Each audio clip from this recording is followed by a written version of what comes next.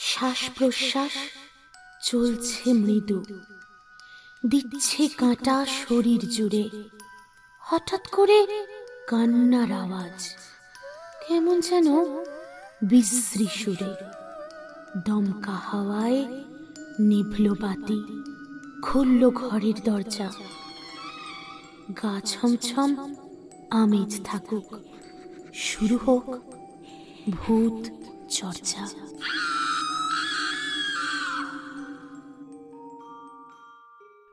আদিমকাল থেকে মানুষের বাস্তব জীবন আর কল্পনার এক জাদুকরী মিশ্রণ হলো রূপকথা।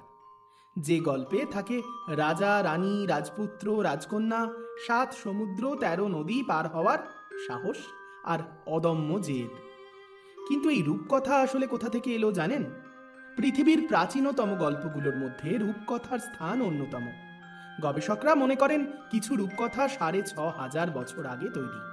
যদিও এই গল্পগুলো প্রথমে বাচ্চাদের জন্যই ছিল, তবে পরবর্তীতে সেগুলোর মাধ্যমেই সমাজের নীতি, মূল্যবোধ এবং জীবনের বাস্তব অভিজ্ঞতা তুলে ধরার চেষ্টা করা হয়েছে।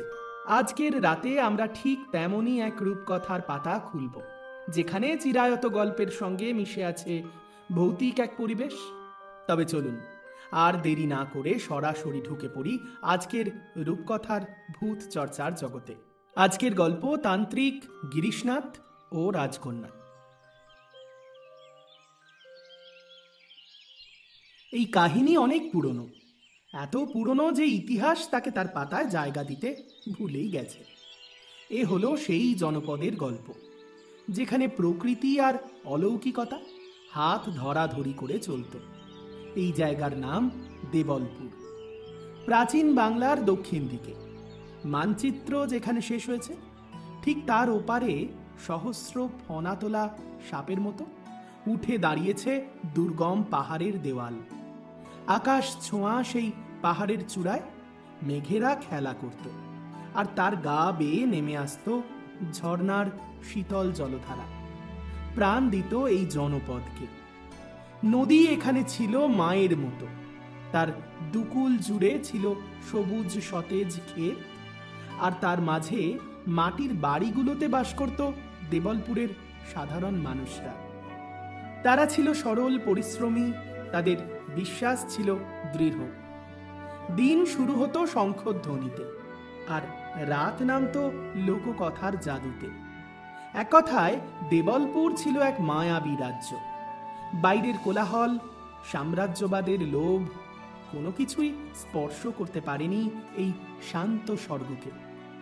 আর এই শান্তির কেন্দ্রবিন্দু ছিল রাজ্যের প্রধানতম আকর্ষণ, বিমলেশ্বর রায়ের রাজবাড়ি। রাজবাড়িটি ছিল পাহাড় আর নদীর সংযোগস্থলে। ধূসর পাথরের বিরাট প্রাসাদ। বহু শতকের পুরনো সেই দুর্গের প্রতিটি পাথরে যেন মিশে ছিল ন্যায় ও ধর্মের ছাপ। রাজা বিমলেশ্বর রায়, তিনি ছিলেন এই রাজ্যের প্রাণ পুরুষ। তার শাসন ছিল নিয়মের বাঁধনে বাঁধা। গরিবের জন্য তার দরজায় সব সময়ই ছিল অবারিত দ্বার। তাঁরই এক ইশারায় চলত রাজ্যের সমস্ত ন্যায় অন্যায়ের বিচার। কিন্তু রাজা নিজেও জানতেন, তার সমস্ত খ্যাতি, তার সমস্ত প্রতিপত্তি সবকিছুই ম্লান হয়ে যেত এক অপরূপ সৌন্দর্যের কাছে। সেই সৌন্দর্যের উৎস রাজকন্যা রজনীগন্ধা।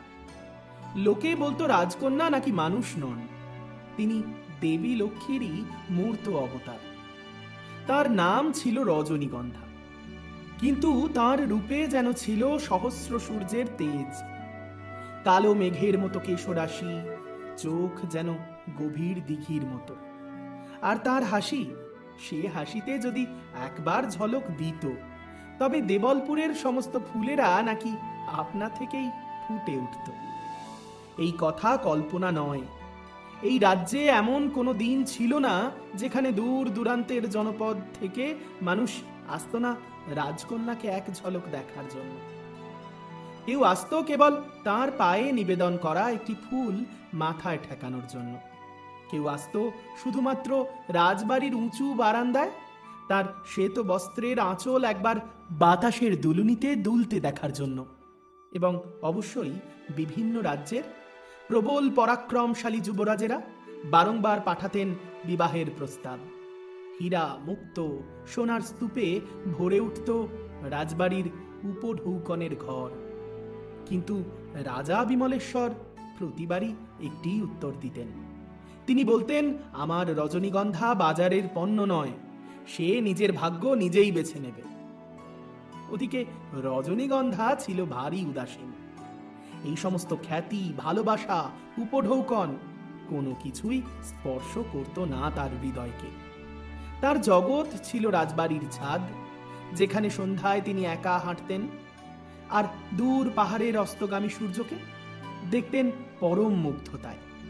একদিন সন্ধ্যায় যখন সূর্য সবেমাত্র তার কমলা রঙের শেষ আভা ছড়িয়েছে পাহাড়ের গায়ে, রাজবাড়ির সবচেয়ে উঁচু মিনারের কাছে দাঁড়িয়েছিলেন রজনীগন্ধা।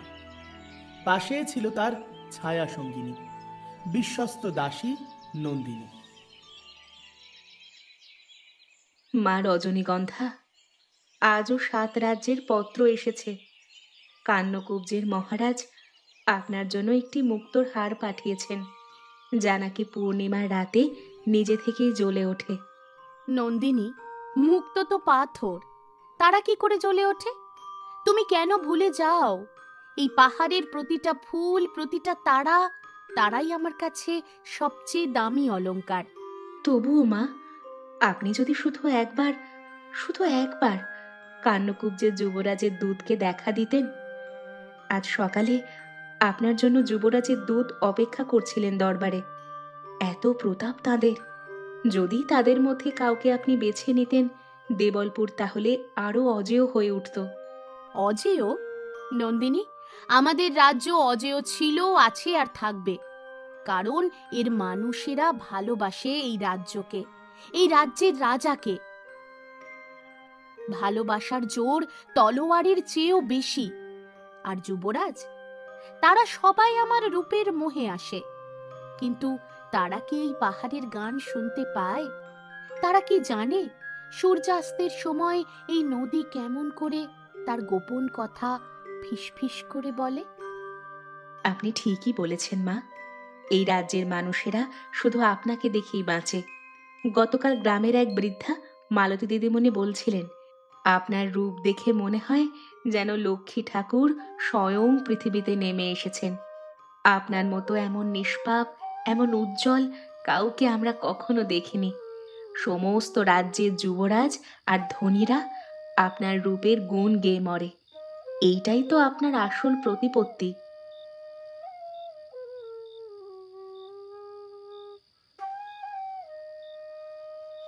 নন্দিনী, তুমি কি খেয়াল করেছো গত কয়েকদিন ধরে, বিশেষ করে সন্ধ্যের পর, বাতাসে একটা অদ্ভুত ভারী গন্ধ ভেসে আসে, অনেকটা শুকনো ফুলের, পোড়া কাঠের আর আর কিসের যেন অজানা মন্ত্রের মতো। বহুদূর থেকে ভেসে আসা বাঁশির সুরটা বড় করুণ সুরে বাজছিল অনেকক্ষণ ধরে। বাঁশির সুরটা হঠাৎ থেমে গিয়ে একটা চাপা কর্কশ শব্দ শুরু হয়, যা ধীরে ধীরে মিশে যায় সূর্যাস্তের অন্ধকারে। মা, মা, ও কথা মুখে আনবেন না। ওটা মনে হয় বনের ধার থেকে ভেসে আসা জংলি ফুলের গন্ধ। আপনার কি শরীর খারাপ লাগছে? চলুন মা, ঘরে চলুন। না নন্দিনী, এ ফুলের গন্ধ নয়, এ গন্ধ লোভের, এ গন্ধ অন্ধকারের। মনে হচ্ছে কোনো একটা অশুভ ছায়া আমাদের এই শান্ত রাজ্যের দিকে এগিয়ে আসছে। তুমি তুমি ভয় পেও না, কিন্তু আমার মন বলছে শান্তি আর আলোর এই দিন হয়তো আর বেশি দিন থাকবে না। দেবালপুরের মানুষ অত্যন্ত সরল ছিল। তারা জানতো না বনের গভীরে লুকিয়ে থাকা অন্ধকার কেবল কুৎসিত বা ভয়ঙ্কর চেহারায় নয়, কখনো কখনো অন্ধকার আসে আলোর ছদ্মবেশে, আসে জ্ঞানের আবরণে। গিরিশনাথ, সে ছিল এমনই এক জটিল ধাঁধা। সে ছিল এক তন্ত্র সাধক, কিন্তু তার চেহারা ছিল অত্যন্ত সাধারণ তান্ত্রিকদের মতো জটাধারী বা ভস্মমাখা নয়, বরং তার মধ্যে ছিল এক বিস্ময়কর সৌম্যকান্তি, লম্বা সুঠাম শরীর। তার পরিধানে থাকত রক্তলাল বস্ত্র, যা তাকে দূর থেকে একজন জ্ঞানী সন্ন্যাসী বলেই প্রতিপন্ন করত। কিন্তু তার আসল শক্তি ছিল তার চোখে। সেই চোখ ছিল অত্যন্ত বুদ্ধিদীপ্ত, অথচ সেই দীপ্তির গভীরে ছিল এক ভয়ঙ্কর ধূর্ততা। একবার যে তার চোখের গভীরে তাকাতো, তার মনে হতো যেন এই লোকটি মুহূর্তে তার গোপন সমস্ত কথা জেনে নিতে পারে। এই সৌম্য চেহারার আড়ালেই লুকিয়েছিল আসল পরিচয়। সে ছিল তান্ত্রিক সমাজে এক অপ্রতিদ্বন্দ্বী শক্তি। লোক সমাজে তাকে সিদ্ধ পুরুষ বলা হলেও সে মূলত ছিল কালা জাদুর উপাসক। সে জানত এমন সব মন্ত্র যা দিয়ে মানুষের মনকে বশ করা যায়, যে মন্ত্র দিয়ে মৃতের আত্মাকে বাধ্য করা যায় নিজের ইচ্ছা পূরণের জন্য। সে বিশ্বাস করত জ্ঞানই ক্ষমতা, আর তার ক্ষমতা ছিল অন্ধকার জ্ঞান। সেই জ্ঞানের অহংকার নিয়েই সে দেখল রাজকন্যা রজনীগন্ধাকে। আর সেই মুহূর্তে তার সমস্ত সাধনা, তার সমস্ত জ্ঞান, সব কিছু পরিণত হলো এক ভয়ঙ্কর আসক্তিতে। সে রজনীগন্ধাকে কেবল একজন নারী হিসেবে চায়নি, সে চেয়েছিল তাকে তার শক্তির প্রতিমূর্তি হিসেবে, এমন এক জিনিস যা কেবল তার অন্ধকার জ্ঞানের অধীন থাকবে। দিনের পর দিন, গভীর রাতে বনের গোপন কুটুরিতে চলল ঘৃণ্য সাধনা। কালা জাদুর সবচেয়ে ভয়ঙ্কর, সবচেয়ে গোপন মন্ত্রগুলি ব্যবহার করে সে তৈরি করলো এক অদ্ভুত সুগন্ধি তেল। এই তেল তৈরি হয়েছিল 3টি বিশেষ উপাদানের মিশ্রণে। লোলুপতা, তান্ত্রিকের নিজের তীব্র আসক্তি, যা মন্ত্রের মাধ্যমে তেলে মেশানো হয়েছিল। মৃত্যু ফুলের নির্যাস, এমন একটি বিষাক্ত ফুল যা ঘ্রাণ শক্তিকে সাময়িকভাবে দমন করে মনের ওপর প্রভাব ফেলে। বশীকরণের চূড়ান্ত মন্ত্র, যা নারী বা পুরুষের মনকে পুরোপুরি তার জাদুকরের প্রতি আকৃষ্ট করে। তান্ত্রিকের বিশ্বাস ছিল দৃঢ়, এই তেল যে ব্যবহার করবে সে তার প্রেমে বন্দী হবে, সে তার নিজেকে ভুলে যাবে, ভুলে যাবে তার রাজ্য, তার সমস্ত প্রতিপত্তি। রাজকন্যার কাছে এই অভিশাপ পৌঁছানো সহজ ছিল না। রাজার প্রহরা ভেদ করে বা রাজকন্যার বিশ্বস্ত দাসীর নজর এড়িয়ে তান্ত্রিকের পক্ষে তা ছিল অসম্ভব। এই তেল যে ব্যবহার করবে সে আমার প্রেমে বন্দী হবে, সে তার নিজেকে ভুলে যাবে, ভুলে যাবে তার রাজ্য, তার সমস্ত প্রতিপত্তি। তাই গিরিশনাথ তার প্রথম জাদুর প্রয়োগ করল রাজকন্যার সবচেয়ে কাছের মানুষটির উপর, নন্দিনী, সেই বিশ্বস্ত দাসী। দেবলপুরের দাসী, ভয় পেও না, আমি একজন সাধক। আমি জানি তুমি কে আর কার সেবা করো। আপনি আপনি কে? আপনি আপনি এখানে কেন? এই পথ সাধারণের জন্য নয়। আমি তোমার রাজকন্যার জন্য এক অমূল্য উপহার এনেছি, যে উপহার তাকে অমর খ্যাতি দেবে। উপহার? কিন্তু কেন? রাজবাড়িতে উপঢৌকনের শেষ নেই, আর আপনি যদি উপহার দিতেই চান তাহলে আপনি রাজদরবারে আসুন। দরবারে গেলে রাজার চোখ পড়ে, আর রাজা এই উপহারের মূল্য বুঝবেন না। এই উপহারের মূল্য শুধু তিনিই বুঝবেন যিনি রাজকন্যার সত্যিকারের মঙ্গল চান। একটি রহস্যময় বাঁশির সুর খুব নিচু লয়ে বাজতে শুরু করে। এটি আসলে একটি বশীকরণের মন্ত্রের সুর, যদিও সেই সুরের মাহাত্ম্য বুঝতে পারে না নন্দিনী। সত্যিকারের মঙ্গল? আপনি কি বলছেন? আমি জানি তুমি তোমার রাজকন্যাকে তোমার নিজের প্রাণের চেয়েও বেশি ভালোবাসো, আমি দেখেছি কত যুবরাজ তাকে পেতে চায়, কিন্তু তারা সবাই শুধু রূপের পূজারী। আমি জানি কিভাবে রজনীগন্ধাকে জগতের সবচেয়ে ক্ষমতাশালী নারী বানানো যায়। গিরিশনাথ একটি ছোট্ট সুন্দর নকশা করা কাঁচের শিশি বের করে দেখায় নন্দিনীকে। নন্দিনী ততক্ষণে সম্মোহিত হয়ে গেছে গিরিশনাথের কথায়। এর মধ্যে আছে এক বিশেষ তেল। এটি সাধারণ সুগন্ধি নয়, এর মধ্যে আছে আমার আশীর্বাদ। যদি রাজকন্যা এটা ব্যবহার করেন, তবে তার খ্যাতি এমন জায়গায় পৌঁছবে যে দেবতারাও তাকে সম্মান জানাবেন। তার রূপের তেজ 1000 গুণ বেড়ে যাবে। নন্দিনী শিশিটির দিকে মন্ত্রমুগ্ধের মতো তাকিয়ে রইল কিছুক্ষণ। তারপর মায়া জড়ানো গলায় বলল, তেলের শিশি? কিন্তু যদি বাবা জানতে পারেন? রাজা জানতে পারবেন না। আমি জানি তুমি তাকে লুকিয়ে এটি দিতে পারবে।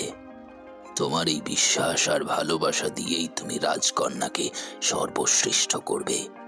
ভয় পেও না, এটা আশীর্বাদ, আর এর বিনিময়ে আমি কিছুই চাই না। শুধু মনে রেখো, এটি তোমাকে লুকিয়ে রাখতে হবে। এটি গোপন আশীর্বাদ। গিরিশনাথ তার চোখে তার চূড়ান্ত কালা জাদুর প্রয়োগ করল। তার বুদ্ধিদীপ্ত চোখ থেকে যেন এক অদৃশ্য রশ্মি আঘাত করল নন্দিনীর মনে। নন্দিনীর সমস্ত ভয়, সমস্ত সতর্কতা মুহূর্তের মধ্যে ধূলিসাৎ হয়ে গেল। তার মনে শুধু গেঁথে গেল একটি ভাবনা, রাজকন্যার মঙ্গল। নন্দিনী সম্মোহিত হয়ে শিশিটি হাত বাড়িয়ে নিয়ে বলল, আমি আমি দেব। আমি কথা দিচ্ছি, মার কাছে এটি পৌঁছবে। তিনি তিনি সবচেয়ে সুন্দর হবেন, তার খ্যাতি বাড়বে। সাবাস নন্দিনী, তুমি হলে সেই পুণ্যবতী দাসী যে দেবলপুরের ভবিষ্যৎ তৈরি করবে। এই কটা কথা বলে গিরিশনাথ আবার ঘন জঙ্গলে মিশে গেল। গিরিশনাথের বিদায়ের সঙ্গে সঙ্গে একটি অশুভ চাপা হাসি দূর থেকে ভেসে এলো। বাঁশির সুরটি ধীরে ধীরে থেমে গেল এবং একটি ভারী উদ্বেগজনক আবহ তৈরি হলো চারিপাশে। এইভাবেই এক সৌম্য চেহারার তান্ত্রিকের ভয়ঙ্কর ষড়যন্ত্রের প্রথম ধাপ সফল হলো। নন্দিনী তার অকৃত্রিম ভালোবাসার মোহে শত্রুর হাতে তুলে দিল রাজবাড়ির চাবি। সে জানত না, সে কোনো আশীর্বাদ নয়, সে এক অভিশাপ বয়ে নিয়ে যাচ্ছে অন্তঃপুরে। যে তেল রাজকন্যার রূপ বাড়াতে এসেছিল, সেই তেলেই লেখা হয়েছিল দেবলপুর রাজ্য এবং রাজকন্যা রজনীগন্ধার অন্ধকার নিয়তি। তান্ত্রিক গিরিশনাথের ষড়যন্ত্র সফল হয়েছিল। তার কালো জাদুর সম্মোহনে অন্ধ হয়ে গিয়েছিল বিশ্বস্ত দাসী নন্দিনী। রজনীগন্ধার প্রতি তার গভীর ভালোবাসা এখন পরিচালিত হচ্ছে এক ভয়ঙ্কর ভুল পথে। সূর্য তখন অস্তগামী। দিনের আলো নিভে আসার সঙ্গে সঙ্গেই শুরু হয়েছিল রাজবাড়ির গোপন তোড়জোড়। নন্দিনীর হৃদয়ে ছিল এক অদ্ভুত উত্তেজনা। সে জানে না যে সে কি বয়ে নিয়ে চলেছে। তার মনে শুধু একটি চিন্তা, রাজকন্যার খ্যাতি বাড়বে, তিনি হবেন জগৎ সেরা। নন্দিনী আজ আপ্লুত। তার রাজকন্যাকে আজ সে নিজে হাতে সাজাবে, মাখিয়ে দেবে সুগন্ধি তেল। সর্বশক্তিশালী দেখতে চায় সে তার রাজকন্যাকে। সে দ্রুত পায়ে পৌঁছল রাজকন্যার নিজস্ব কক্ষে। রজনীগন্ধা তখন সন্ধ্যায় প্রদীপের আলোয় বসেছিলেন, দূর থেকে দেখা পাহাড়ের দিকে তাকিয়ে। তার মুখ ছিল শান্ত কিন্তু চিন্তামগ্ন। মা মা রজনীগন্ধা, আপনি একা আছেন? আমার কথা শুনুন, আমি আপনার জন্য এক অমূল্য জিনিস এনেছি। এই দেখুন। নন্দিনী তার শাড়ির আঁচলের ভাঁজ থেকে সেই নকশা করা কাঁচের শিশিটি বের করল। কাঁচের উপরের সূক্ষ্ম কারুকার্য প্রদীপের আলোয় চিকচিক করে উঠল। ভ্রু কুঁচকে তাকালো রজনীগন্ধা। এমন নকশা করা শিশি সে আগে দেখেনি। খানিক কৌতূহলী স্বরে জিজ্ঞেস করল, নন্দিনী, তুমি তুমি হাঁপাচ্ছ কেন? আর আর এটা কি এত গোপন করে কেন এনেছো? এর মধ্যে কি আছে? এটি সাধারণ তেল নয় মা, এটি সিদ্ধ পুরুষের আশীর্বাদ। এক মহাজ্ঞানী সাধক এটি আমাকে দিয়েছেন। তিনি বললেন, আপনি যদি এটি ব্যবহার করেন তবে আপনার রূপের তেজ এমন জায়গায় পৌঁছবে যে সমস্ত পৃথিবীর মানুষ আপনার পায়ে এসে লুটিয়ে পড়বে। আপনার খ্যাতি চিরকালের জন্য অক্ষয় হয়ে যাবে। রজনীগন্ধা শিশিটির দিকে স্থির দৃষ্টিতে তাকিয়ে রইল বেশ কিছুক্ষণ। তারপর শিশিটাকে ঘুরিয়ে ফিরিয়ে বেশ কৌতূহল ভরে বলল, সাধক? কোন সাধক? রাজবাড়ির প্রধান দ্বার দিয়ে নয়, তুমি লুকিয়ে এনেছো কেন?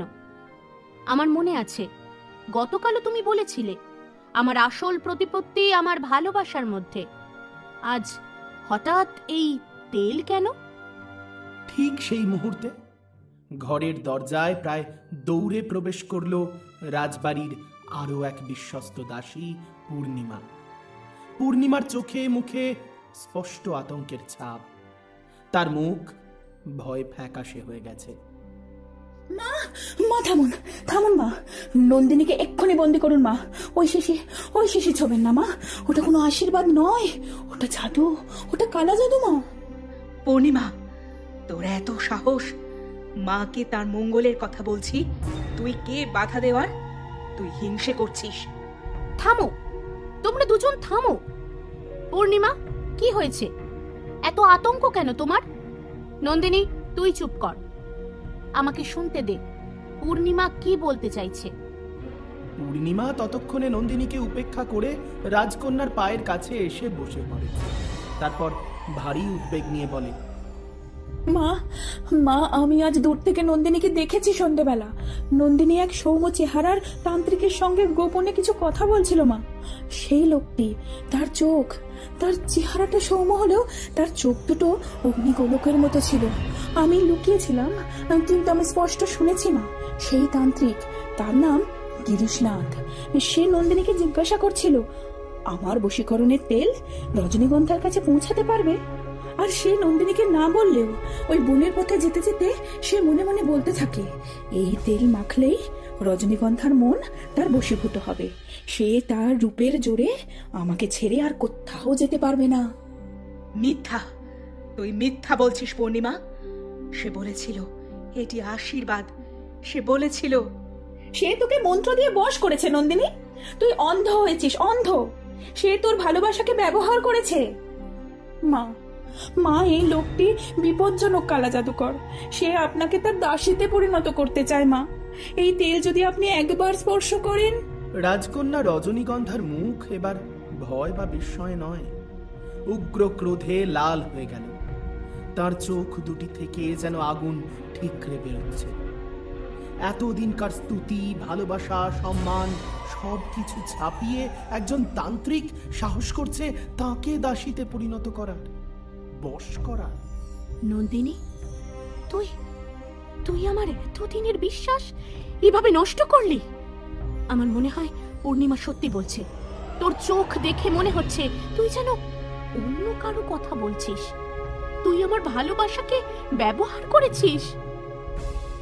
রজনীগন্ধা শিশিটির দিকে আঙুল দেখিয়ে তীব্র ঘৃণা ও ক্রোধে চিৎকার করে বলে ওঠে, আমার রূপ, আমার খ্যাতি, কোনো জাদুকরের তেলে আমার রূপ বাড়াতে হবে না। এই রাজ্যের মানুষ আমাকে ভালোবাসে, কারণ আমার হৃদয়ে কোনো ছলনা নেই। আর এই সামান্য তেল আমাকে বশ করবে? আমি দেবলপুরের রাজকন্যা, আর আমি কারোর দাসী হব না।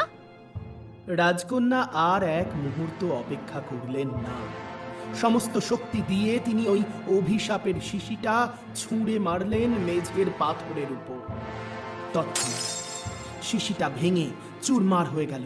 সেই সুগন্ধি তেল ছিটকে পড়ল ধূসর পাথরের উপর, এবং সঙ্গে সঙ্গে মেঝের সেই পাথরটা যেন প্রচণ্ড তাপে জ্বলে উঠল। কালো ভয়ঙ্কর এক শিখা মুহূর্তের জন্য ঘরের ভিতরে ছড়িয়ে পড়ল চারিদিকে। সেই গন্ধে মনে হলো যেন কেউ 1000 বছরের পুরনো কোনো মন্ত্রের ধোঁয়া ঘরে ঢুকিয়ে দিয়েছে। চারিদিকে তখন আগুনের হিস হিস শব্দ, একটা তীব্র ধোঁয়ার গন্ধের প্রতীকী শব্দে চারিপাশ ভরে যাচ্ছে। মা, মা, এ কি আগুন! এ তো সাধারণ আগুন নয় মা।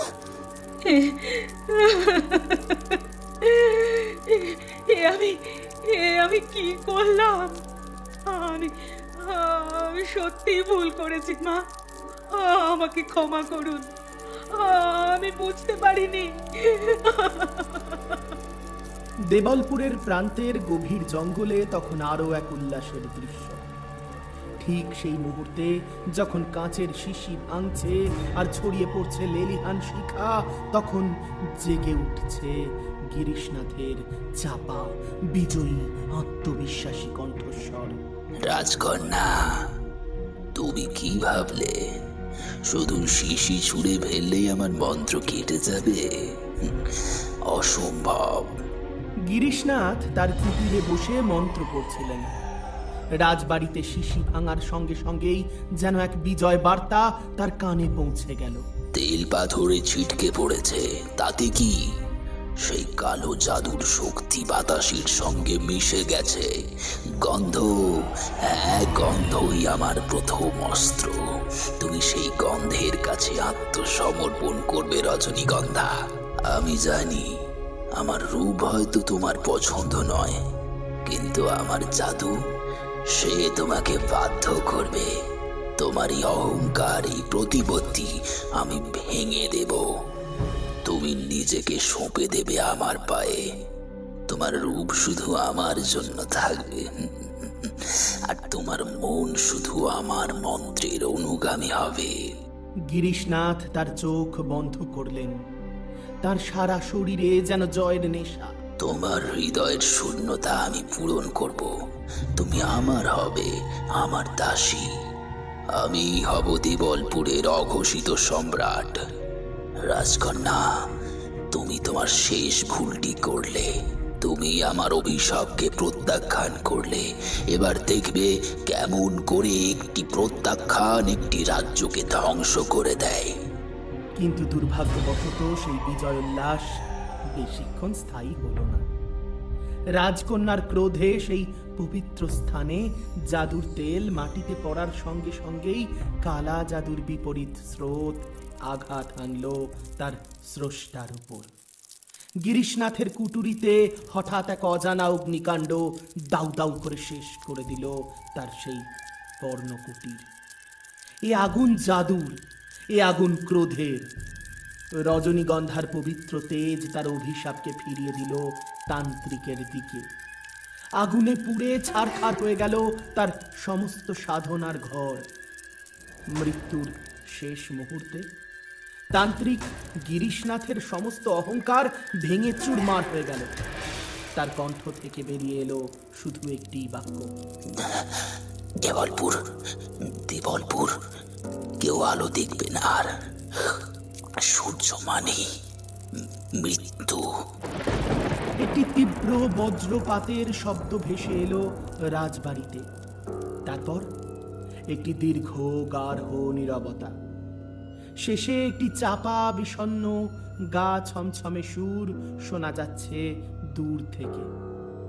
তান্ত্রিকের শরীর ছাই হয়ে গেল, কিন্তু তার অভিশাপের শেষ বাক্যটি যেন বাতাসে মিশে গেল দেবলপুরের প্রত্যেকটি কোণায় কোণায়।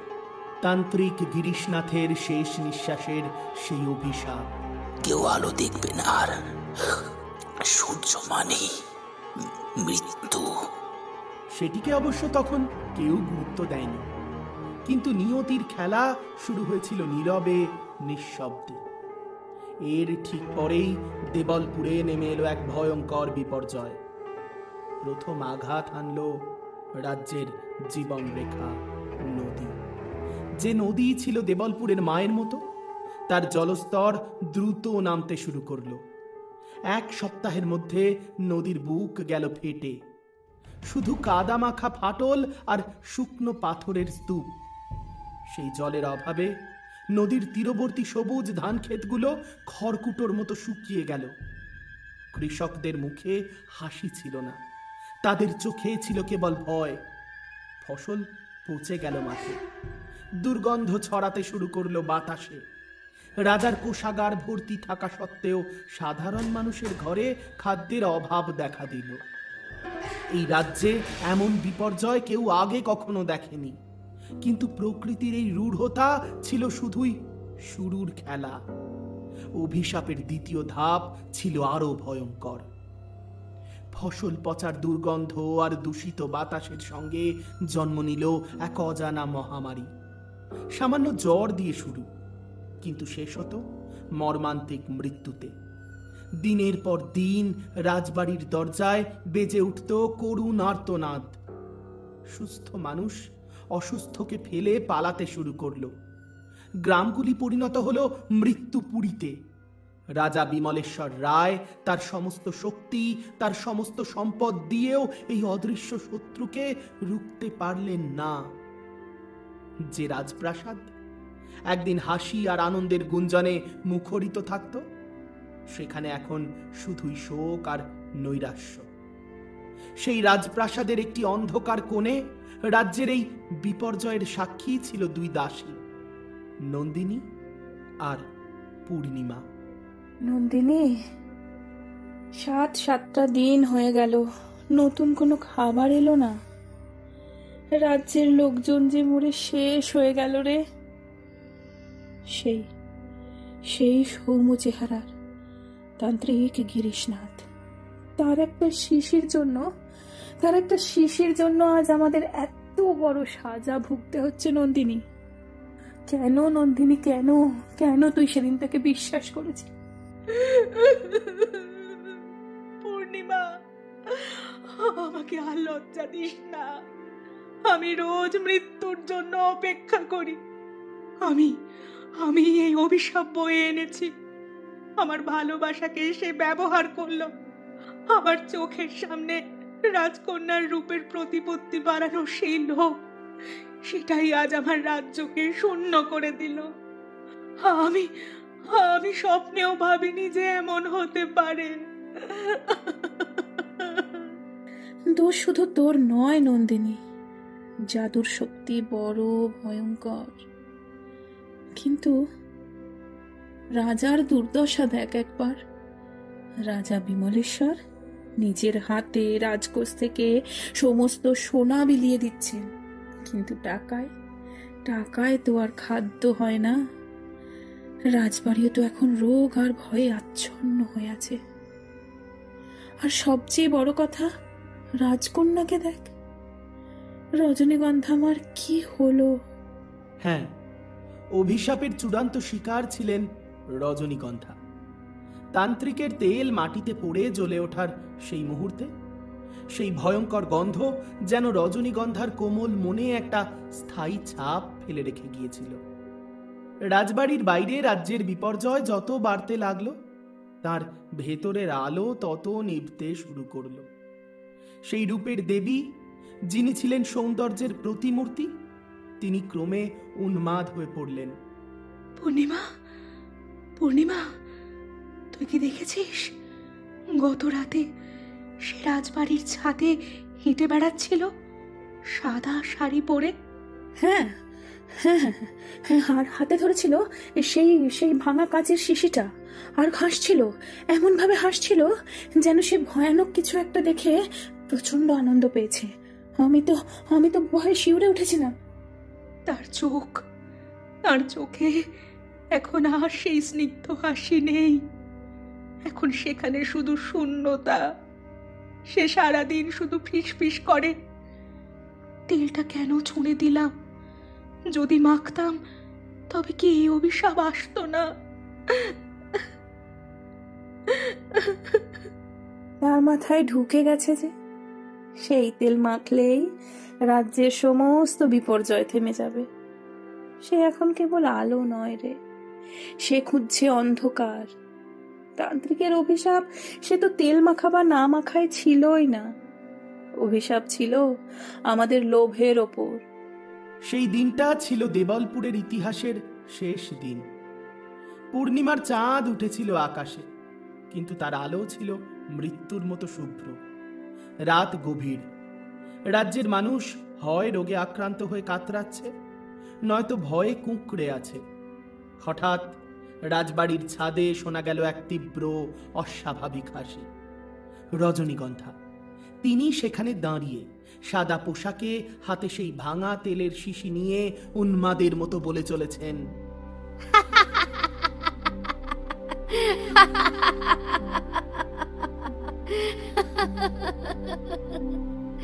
তেলটা মেখে দাও, আমি আবার বাঁচবো, আমি সবাইকে বাঁচাবো, আমি বাঁচাবো। তারপর রাজবাড়ির ছাদ থেকে ঝাঁপ দিলেন রজনীগন্ধা। সেই মুহূর্তেই এক ভয়ঙ্কর বজ্রপাত হলো। বজ্র বিদ্যুৎ যেন সরাসরি আঘাত করলো রাজবাড়ির অর্ধেক অংশে। প্রচণ্ড শব্দে দুর্গের একটি অংশ ধসে পড়ল। ধূলিকণা আর পাথরের গুঁড়ো ঢেকে দিল সমস্ত আকাশ। সকালে যখন মানুষ সাহস করে তাকালো, তখন তারা দেখল রাজবাড়ির অর্ধেক অংশ আর নেই। দুর্গের দেওয়াল জুড়ে কালো পোড়া দাগ। এ যেন আগুন নয়, অভিশাপ লেগেছে। আর মাটিতে রজনীগন্ধা মায়ের কোনো দেহাবশেষ খুঁজে পাওয়া গেল না। সেই দিনই দেবলপুরের শেষ। রাজা বিমলেশ্বর রায় শোকে পাথর হয়ে গেলেন। তিনি বুঝতে পারলেন, এ রাজ্যকে বাঁচাতে হলে এর মায়া কাটাতে হবে। তিনি অবশিষ্ট মানুষকে নিয়ে রাজ্য ত্যাগ করলেন। দেবলপুর পরিণত হলো এক নিঃশব্দ রাজ্যে। অভিশাপ তার চূড়ান্ত পরিণতি দেখালো। সেখানে কেউ আর বাস করেনি কোনো দিন।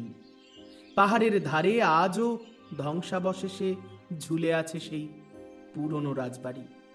আর সবচেয়ে ভয়ঙ্কর, আজও নাকি পূর্ণিমার রাতে বাতাসে ছড়ায় রজনীগন্ধার সেই একই তেলের গন্ধ। আর তখন দুর্গের ভেতর দিয়ে ভেসে আসে এক মেয়েলি হাসির কণ্ঠস্বর। সেই বজ্রপাত, সেই মৃত্যু আর সেই ধ্বংসের পর দেবলপুর রাজ্য আর কখনো জেগে ওঠেনি। যে মাটিতে একদিন সুখ আর শান্তি খেলা করত, সেই মাটি এখন শোকের নীরবতায় ভারী।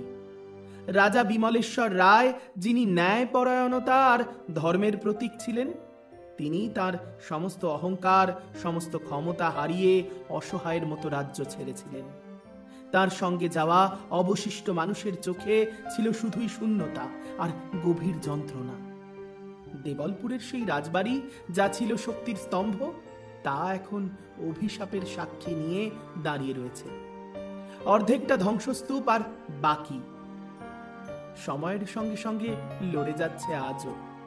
কোনো মানুষ, কোনো পশু, এমনকি কোনো পাখিও আর সেখানে বাস করে না। কারণ সেই রাজ্যের বাতাস এখন মৃত্যু আর উন্মাদনার গন্ধে বিষাক্ত। আজ সেখানে শুধুই ধ্বংসাবশেষ। রাজবাড়ির প্রাঙ্গণে এখন শুধুই আগাছা আর বুনো লতা পাতা। যে সিংহাসনে বসে রাজা ন্যায় করতেন, সেখানে হয়তো কোনো বিষধর সাপের ফনা উঠে দাঁড়িয়ে রয়েছে। সেই মন্দিরের চূড়ায় যেখানে একদিন সোনায় ঝলমল করত, সেখানে এখন শুধুই স্যাঁতস্যাঁতে শ্যাওলা। গ্রামের মানুষ যারা নতুন জীবনে অভ্যস্ত হয়েছে, তারা আজও দূর থেকে সেই ধ্বংসস্তূপ দেখে দীর্ঘশ্বাস ফেলে আর সেই রাজকন্যার কথা মনে করে, যার হাসি ছিল পূর্ণিমার চাঁদের মতো স্নিগ্ধ, যার আগমন ছিল দেবী লক্ষ্মীর আশীর্বাদ। তারা আজও ফিসফিস করে বলে, রাজকন্যার পতন হয়নি, তার প্রতি মানুষের লোভ এবং এক তান্ত্রিকের আসক্তি তাকে ছিনিয়ে নিয়েছে। পূর্ণিমা এবং নন্দিনী, দুজন দাসী রাজ্যের বাইরে এক নতুন জীবনে আশ্রয় নিয়েছে, কিন্তু তাদের চোখে এখনো লেগে আছে সেই শেষ রাতের আতঙ্ক। নন্দিনীর অনুতাপ এখনো কমে না। সে জানে তার একটি ভুলের জন্য এই সুন্দর রাজ্যের দ্বীপ নিভে গেছে চিরতরে। পূর্ণিমা, পূর্ণিমা, যদি যদি আমি একবার, শুধু একটি বারও সেই তান্ত্রিকের কথায় কান না দিতাম, আমার রাজকন্যা সে কি শান্তি পেয়েছে, সে কি মুক্তি পেয়েছে, নাকি নাকি আজও আজও সে ঘুরে বেড়াচ্ছে সেই ভাঙা রাজবাড়িতে কেবল একটি তেলের শিশির জন্য? মুক্তি? দেবলপুরের মাটিতে আর মুক্তি নেই রে নন্দিনী। সেই অভিশাপ আমাদের পিছু ছাড়েনি। রাজকন্যা কোনো দিন শান্তি পাবেন না। তিনি মুক্তি পেয়েও মুক্তি পাননি নন্দিনী। হ্যাঁ, পূর্ণিমার কথাই সত্যি। কারণ আজও বহু বছর পর গ্রামবাসীরা সূর্যের শেষ আলো নিভে গেলে সেই ধ্বংসস্তূপের দিকে আর তাকিয়েও দেখে না। তাদের বিশ্বাস সূর্যাস্তের পর দেবলপুর আর মানুষের থাকে না। কারণ যখন পূর্ণিমার চাঁদ ওঠে, যখন চারপাশ ঢেকে যায় এক অস্বাভাবিক শীতল আলোয়, তখন বনের গভীরে সেই অভিশাপ আবার প্রকট হয়। বাতাসে ছড়ায় সেই একই সুগন্ধি তেলের গন্ধ, সেই তেল যা রাজকন্যা ঘৃণা ভরে ছুঁড়ে দিয়েছিল। কিন্তু সেই গন্ধ এখন বয়ে আনে এক অজানা তৃষ্ণা। আর সেই গন্ধের টানে দুর্গের ভাঙা দেওয়ালের আড়াল থেকে ভেসে আসে এক মেয়েলি হাসির কণ্ঠস্বর। সেই উন্মাদ হাসি, সেই করুণ আহ্বান। আসলে তান্ত্রিক গিরিশনাথের আত্মা আজও সেই তেলের গন্ধে বন্দী। সে বিশ্বাস করে রাজকন্যাকে বশ করার মন্ত্র এখনো কাজ করছে। আর রাজকন্যা রজনীগন্ধা, তিনি যেন সেই অভিশাপের জালে চিরন্তনভাবে আটকে গেছেন। তিনি অপেক্ষা করছেন গিরিশনাথের জন্য নয়, তিনি অপেক্ষা করছেন এমন কারোর জন্য যে হয়তো কোনোদিন এই অভিশাপের গল্প না জেনে এই অভিশাপের গন্ধ মেখে তার কাছে আসবে। কারণ গ্রামবাসীরা জানে, একবার সূর্যাস্তের পর দুর্গের পথে গেলে আর যে ফিরে আসা যায় না। আজকের গল্প তান্ত্রিক গিরিশনাথ ও রাজকন্যা এ পর্যন্তই। তবে গল্প শেষ করার আগে রয়েছে গল্পের মধ্যে আরও একটা গল্প। ভানগড় দুর্গ রাজস্থানের আলওয়ার জেলাতে অবস্থিত, সারিস্কা টাইগার রিজার্ভের কাছেই। পাহাড়ের কোলে ঘন বন আর ধ্বংসস্তূপে ঘেরা এই দুর্গ একসময় তৈরি করেছিলেন রাজা মাধো সিং, প্রায় 1613 খ্রিস্টাব্দে। তখন এটি ছিল একটি সমৃদ্ধ শহর, বাজার, মন্দির, প্রাসাদে ভরা। কিন্তু আজ সবই ধ্বংসাবশেষ, নীরব, ভৌতিক, অচেনা। রাজকন্যা রত্নাবতী ছিলেন অপরূপা সুন্দরী। তার সৌন্দর্যের কথা দূর দূরান্তে ছড়িয়ে পড়েছিল। ভানগড়ের কাছেই বাস করতেন এক তান্ত্রিক, সিংহিয়া, যিনি কালা জাদু জানতেন। তিনি রাজকন্যাকে পেতে চেয়েছিলেন, কিন্তু জানতেন রাজপরিবার তা কখনো মেনে নেবে না। একদিন রাজকন্যা বাজারে তেল কিনতে গিয়েছিলেন। তান্ত্রিক জাদু করে সেই তেলের শিশিতে এমন মন্ত্র ফলালেন যাতে রাজকন্যা সেটি গায়ে মাখলে তার প্রেমে পড়ে যান। কিন্তু রত্নাবতী ছিলেন বুদ্ধিমতী। তিনি জাদু বুঝে ফেললেন। সেই তেলের শিশিটি একটি বড় পাথরে ছুঁড়ে ফেললেন। শিশিটি ভেঙে পড়তেই জাদু পাথরের ওপর পড়ে, আর সেই পাথর উড়ে গিয়ে তান্ত্রিককে পিষে মেরে ফেলে।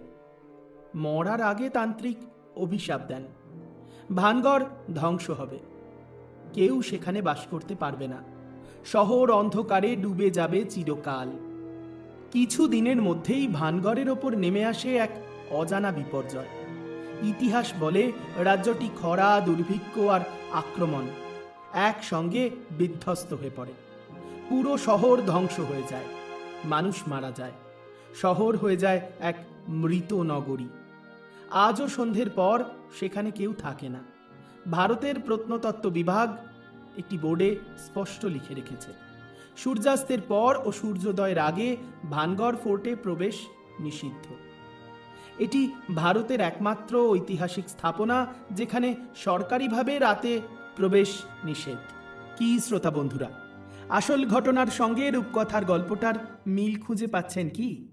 ঠিক ধরেছেন, ভানগড় ফোর্টের সেই গল্প অবলম্বনে আমার আজকের নিবেদন ছিল তান্ত্রিক গিরিশনাথ ও রাজকন্যা। এই গল্পের লেখক এবং গল্প পাঠে ছিলাম আমি, আপনাদের বন্ধু প্রীতম।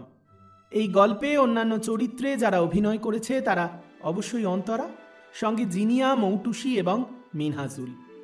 যদি গল্পটা আপনাদের ভালো লেগে থাকে তাহলে চটপট একটা লাইক আর একটা কমেন্ট করে জানিয়ে দিতে হবে সে কথা। আর সঙ্গে যদি আপনি আমাদের চ্যানেলে প্রথমবার শ্রোতা হয়ে থাকেন তাহলে অবশ্যই অনুরোধ করব অন্যান্য গল্পগুলো শুনে দেখবেন এবং আমাদের চ্যানেলটা সাবস্ক্রাইব করে সঙ্গে থাকবেন। এই চ্যানেলে আমরা সাধারণত প্রতি সোমবার বেলা 12টা এবং প্রতি শনিবার রাত্রি 11টায় একটা করে ভূতের গল্প অথবা রহস্য রোমাঞ্চ গল্প নিয়ে হাজির হই। যেতে যেতে বলে যাব সেই 10 জনের নাম যারা গত পর্বে সঠিক উত্তর দিয়েছিলেন: মোহিনী ভট্টাচার্য, সীমা গিরি, সাগর ভৌমিক, মাম্পি মণ্ডল, সোনালী সামন্ত, রিয়া দাস, ঝর্ণা খাতুন, নিয়তি সিং, রিপসিতা মালিক, সৃজা ভট্টাচার্য, চৈতালি সহ অনেকেই। এবার চলে আসি আজকের পর্বের প্রশ্নে। আজকের প্রশ্ন: দেবলপুরের রাজার নাম কি ছিল? যদি গল্পটা মন দিয়ে শোনা হয়ে থাকে তাহলে অবশ্যই এই প্রশ্নের উত্তর আপনার কাছে অজানা নয়। চটপট মোবাইল ফোনটা নিন আর টাইপ করুন সঠিক উত্তর। কথা দিচ্ছি, আগামী পর্বে প্রথম 10 জন সঠিক উত্তরদাতার নাম ঘোষণা করব আমি। আজ তবে এ পর্যন্তই। কথা হচ্ছে আবার সোমবার বেলা 12টায়। সকলে ভালো থাকবেন আর ভূত চর্চার পাশাপাশি ভালোবাসার মরশুমের সঙ্গে থাকবেন।